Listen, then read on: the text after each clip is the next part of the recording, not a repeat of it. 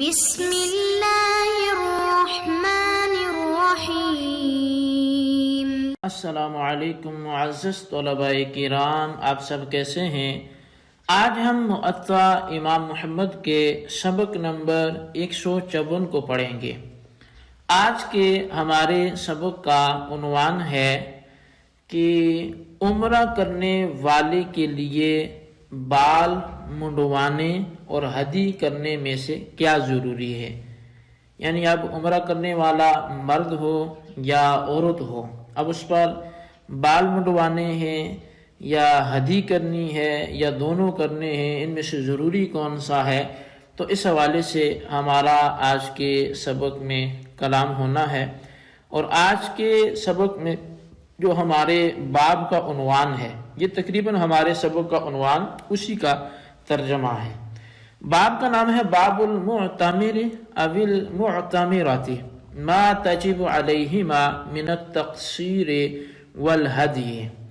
تو اسی کا ترجمہ جو ہے وہ ہم نے عنوان کی صورت میں رکھا ہے۔ اس باب کی پہلی حدیث جو ہے وہ امام محمد رحمۃ اللہ علیہ امام مالک سے روایت کرتے ہوئے لکھتے ہیں، آپ فرماتے ہیں: اخبرنا مالک حدثنا عبد اللہ بن ابی بکر ان مولات لعمرة ابنة عبد الرحمن يقال لها رقية اخبرته انها كانت خرجت مع عمرة ابنة عبد الرحمن الى مكة،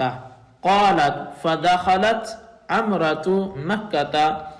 يوم التروية وأنا معها، قالت فطافت بالبيت وبين الصفاء والمروة ثم دخلت صفة المسجد فقالت أمعك مقصوتان؟ فقلت لا، قالت فالتمسيه لي، قالت فالتمسته حتى جئت به فأخذت من قرون رأسها، قالت فلما كان يوم النحر ذبحت شاة۔ جی یہ طویل حدیث پاک تھی جس سے امام محمد رحمۃ اللہ علیہ بیان کرتے ہیں۔ آپ فرماتے ہیں کہ ہمیں امام مالک نے خبر دی کہ ہمیں عبداللہ بن ابو بکر نے بتایا کہ عمرہ بنت عبد الرحمن کی آزاد کردہ لونڈی رقیہ نامی نے مجھے یہ بات بتائی ہے کہ وہ فرماتے ہیں کہ حضرت عبد الرحمن کی آزاد کردہ جو لونڈی ہیں وہ عمرہ بنت عبد الرحمن یہ کے ساتھ مکہ مکرمہ گئی، یعنی عمرہ بنت عبد الرحمن کی آزاد کردہ لونڈی رقیہ نامی نے مجھے یہ بتایا کہ وہ لونڈی عمرہ بنت عبد الرحمن کے ساتھ مکہ گئی۔ وہ کہتی ہیں کہ عمرہ یوم الترویہ یعنی 8 ذی الحجہ کو مکہ شہر میں جب داخل ہوئی تو تب بھی میں ان کے ساتھ ہی تھی، تو انہوں نے بیت اللہ کا طواف اور صفا و مروہ کے درمیان سعی کی، پھر مسجد کے چبوترے پر آئی اور مجھے پوچھا کیا تمہارے پاس بال کاٹنے کے لیے کینچی وغیرہ کچھ چیز ہے؟ تو میں نے کہا نہیں، تو وہ کہنے لگی جاؤ کہیں سے تلاش کر کے لاؤ۔ تو میں ڈھونڈ کر ان کے پاس لائی تو انہوں نے اپنے سر کی مینڈیاں کاٹی۔ مزید بیان کرتی ہیں جب قربانی کا دن آیا تو انہوں نے پھر بکری کو ذبح کیا۔ قال محمد وبهذا نأخذ للمعتمر والمعتمرة ينبغي أن يقصر من شعره إذا طاف وسعى، فإذا كان يوم النحر ذبح ما استيسر من الهدي، وهو قول أبي حنيفة رحمة الله عليه والعامة من فقهائنا۔ امام محمد رحمۃ اللہ علیہ بیان فرماتے ہیں کہ ہمارا اسی پر عمل ہے کہ عمرہ کرنے والے مرد اور عورت دونوں کو طواف کعبہ اور صفا مروہ کی سعی سے فارغ ہونے پر اپنے اپنے بال کاٹنے چاہیے، اور جب قربانی کا دن آئے تو جو قربانی میسر ہو وہ ذبح کر دے۔ امام اعظم امام ابو حنیفہ رحمۃ اللہ علیہ کا اور ہمارے عام فقہائے کرام کا بھی یہی قول ہے۔ اخبرنا مالک اخبرنا جعفر بن محمد عن ابیہ ان علیا کان یقول ما استیسر من الہدی شاۃ۔ امام مالک نے، امام محمد فرماتے ہیں کہ ہمیں بیان کیا کہ جعفر بن محمد نے اپنے والد سے ہمیں خبر دی کہ حضرت علی المرتضیٰ شیر خدا کرم اللہ تعالی وجہہ الکریم فرمایا کرتے تھے کہ مستیسر من الہدی سے مراد بکری ہے، یعنی جو قربانی تمہیں آسان لگے، میسر آئے، تو اس سے مراد کیا ہے؟ وہ بکری ہے۔ اخبرنا مالک اخبرنا نافع ان ابن عمر کان یقول مستیسر من الہدی بعیر او بقرۃ۔ اب اسی حوالے سے امام محمد امام مالک سے روایت کرتے ہیں، وہ حضرت نافع سے، اور وہ کہتے ہیں کہ حضرت عبداللہ بن عمر رضی اللہ عنہما فرمایا کرتے تھے کہ مستیسر من الہدی سے مراد جو ہے وہ اونٹ یا گائے ہے، یعنی جو قربانی تمہیں میسر آئے تو اس سے مراد کیا ہے؟ یا اونٹ ہے یا گائے ہے۔ قال محمد وبقول علی نأخذ مستیسر من الہدی شاۃ وهو قول ابی حنیفہ رحمۃ اللہ علیہ والعامۃ من فقہائنا۔ اب چونکہ دو مذاہب سامنے آئے، ایک حضرت عبداللہ بن عمر رضی اللہ عنہما کا ہے اور دوسرا حضرت مولا علی کرم اللہ تعالی وجہہ الکریم کا ہے، امام محمد رحمۃ اللہ علیہ دونوں کے اقوال لکھنے کے بعد فرماتے ہیں کہ احناف کا عمل کس کے قول پہ ہے؟ تو آپ فرماتے ہیں کہ ہمارا یعنی احناف کا عمل جو ہے وہ حضرت علی المرتضیٰ رضی اللہ عنہ کے قول پر ہے کہ مستیسر من الہدی سے جو مراد ہے وہ بکری ہے، اور یہی امام اعظم امام ابو حنیفہ رحمۃ اللہ علیہ اور ہمارے عام فقہائے کرام کا بھی یہی قول ہے۔ اچھا، یہ اب اس باب کے حوالے سے جو احادیث تھی یا جو موقف احناف تھا وہ یہاں پہ آ کے مکمل ہوا۔ اب یہاں جو ہے اس باب میں جو مجموعی طور پہ دیکھے جائیں تو دو مسئلے ذکر ہوئے ہیں۔ اب ترتیب وار پہلے مسئلے کو بیان کرتا ہوں اور اس کے بعد پھر دوسرے مسئلے پر بھی ہم کلام کرتے ہیں۔ اچھا، پہلا مسئلہ وہ یہ ہے کہ حج تمتع کرنے والے ہر مرد اور ہر عورت کے لیے عمرہ کرنے کے بعد بال منڈوانا یا کتروانا یہ لازم ہے، اور اس طرح وہ احرام سے نکل آئے گا، پھر حج کے لیے دوبارہ احرام باندھ کر حج کرے گا اور عید کے دن قربانی بھی کرے گا۔ لیکن صرف عمرہ کرنے والے مرد اور عورت کے لیے قصر یا حلق یعنی بال کتروانا یا منڈوانا یہی کام ہے ان کے لیے پھر قربانی لازم نہیں ہے۔ معطا امام محمد کی عبارت سے بظاہر یہ معلوم ہوتا ہے کہ صرف عمرہ کرنے والے ہر مرد و عورت پر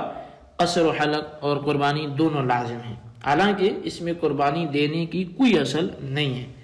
رہا امرہ بنت عبد الرحمن کا عمل،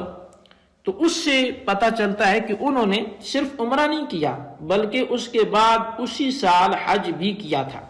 جس کی وجہ سے وہ حج تمتع کرنے والے افراد میں شامل ہیں۔ تو روایت کے الفاظ میں اگرچہ اس بات کی صراحت تو نہیں ملتی کہ انہوں نے عمرہ سے فارغ ہو کر بال کٹوانے کے بعد پھر حج کرنے کے لیے احرام باندھا ہو، لیکن ان کا 10ویں ذی الحجہ کو قربانی کرنا وہ اس بات کی نشاندہی کرتا ہے کہ انہوں نے حج کا احرام باندھ کر حج کیا،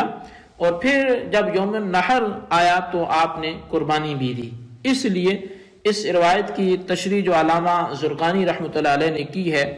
تو وہ معطا امام مالک کی شرح زرقانی میں وہ تحریر کرتے ہیں کہ پس امرہ نے اپنے سر کی مینڈیوں میں سے کچھ مسجد میں کاٹی، اور یہ اس لیے تاکہ پردہ بھی رہے اور کاٹنے میں جلدی بھی ہو جائے، اور پھر مسجد سے حج کے لیے احرام بھی باندھا جا سکے۔ پھر جب عید کا دن آیا تو انہوں نے ایک بکری ذبح کی، کیونکہ وہ متمتع تھی، یعنی حج و تمتع کرنے والی تھی۔ اب معطا میں جو ہے وہ ابن قاسم کی ایک روایت میں یہ لفظ زائد آئے ہیں، یعنی یہ بھی زرقانی ہی کے میں آپ کو ان کلام کا مفہوم بتا رہا ہوں۔ امام مالک کہتے ہیں کہ میں امرہ کو معتمرہ سمجھتا ہوں، اگر وہ ایسی نہ ہوتی بلکہ قارنہ یا مفردہ ہوتی، یعنی حج قران کرنے والی ہوتی یا افراد کرنے والی ہوتی، تو بال نہ کاٹتی، یعنی وہ مکہ شریف میں عمرہ کی نیت سے داخل ہوئیں اور حج کے مہینوں میں عمرہ سے فارغ ہو کر احرام کھول دیا، تو اس لیے انہوں نے عمرہ کے لیے اپنے بال کاٹے اور قربانی اس کی کہ اس نے بعد میں حج کا احرام بھی باندھ کر تمتع کیا ہے۔ تو ابو عمر وہ کہتے ہیں کہ اس روایت میں یہ بھی استدلال ہے کہ استیسرا من الہدی سے مراد بکری ہے، کیونکہ عمرہ نے جو ہے حضرت عمرہ نے متمتع ہوتے ہوئے قربانی کو یوم النحر تک مؤخر کیا ہے۔ تو لہٰذا اس لحاظ سے جو بات سامنے آتی ہے وہ یہ ہے کہ وہ حج تمتع کرنے والی تھی، اس لیے پہلے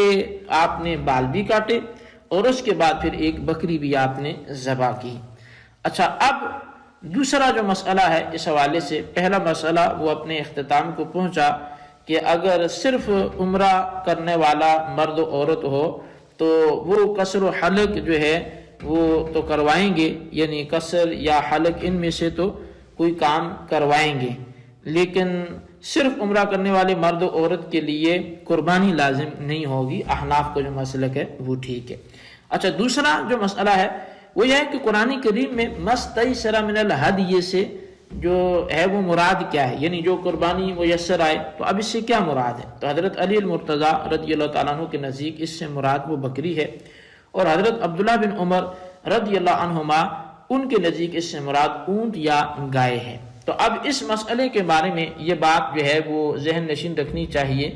کہ یہ اختلاف افضلیت میں ہے، یعنی کوئی جواز اور عدم جواز میں یہ اختلاف نہیں ہے، بلکہ زیادہ بہتر کیا ہے،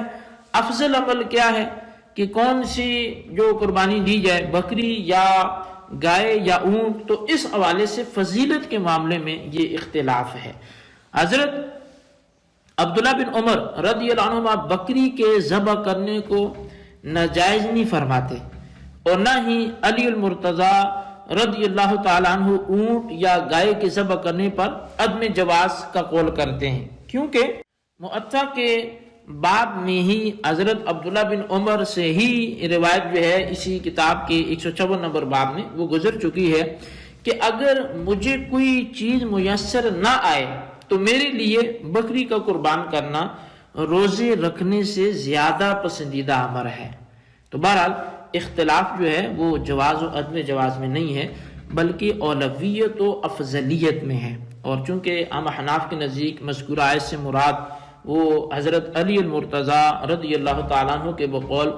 بکری لینا افضل ہے، تو لہٰذا ہم حضرت علی المرتضیٰ کے ہی قول پہ عمل کرتے ہوئے یہاں پر مستیسر من الہدی سے مراد جو ہے وہ بکری کو لیتے ہیں۔ تو بہرحال یہ ہمارا آج کا سبق تھا، اس کی عبارت ترجمہ، اس کی وضاحت تھی، اس کو آپ اچھی طرح سمجھیں